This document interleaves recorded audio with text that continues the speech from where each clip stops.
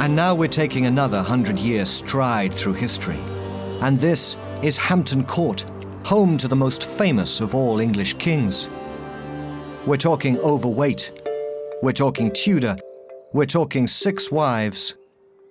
Exactly. Henry VIII. And how does Henry fit into this story we're telling? This story of power and of how people were ruled in England? Well, I'll tell you. Do you remember the Becket story? Henry II takes on the power of the church and Becket ends up dead on the cathedral floor. Well, 400 years later, his namesake, Henry VIII, took on the power of the church again. And this time, he won. By 1528, Henry had been married to Catherine of Aragon for 20 years. But he fancied Anne Boleyn, her lady-in-waiting. To divorce Catherine, he needed the permission of the church, which was controlled, remember, by the Pope in Rome. And the Pope refused. What happened next was that Anne Boleyn gave Henry a book, and it was a banned book. It was illegal even to possess it, and it was written by a man called William Tyndale. Tyndale criticized the Pope. He dreamt of a new kind of Christianity that would sweep away the power of the earthly church and simply get back to people worshipping God with no church in between. And this book planted a seed in Henry's mind because he realized if there was no Pope, he could get his divorce. And so just because Henry wanted to marry his mistress, the church in England split from the Church of Rome.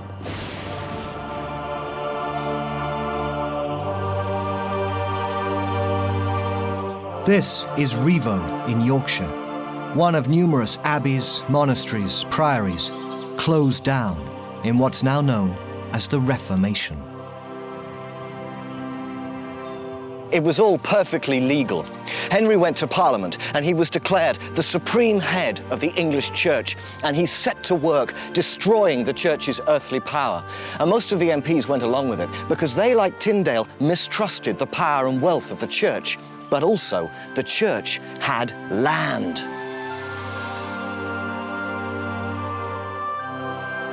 There was a killing to be made here, carving up the church's lands. The Reformation was the greatest land grab since the Norman conquest. And with all this new land, the power of the landed gentry in the 16th century rose yet further. But what made the Reformation so exciting was its impact on ordinary people.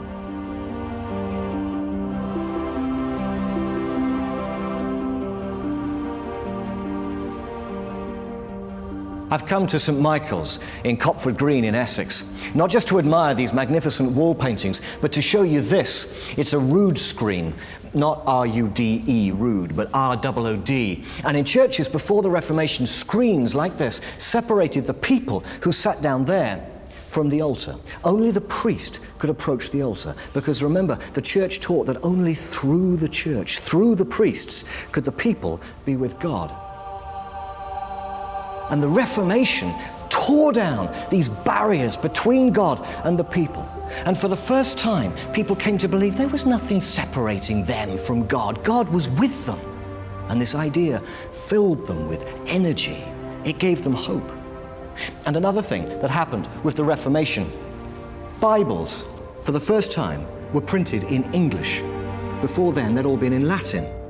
And when people came to read the Bible for themselves, what did they find?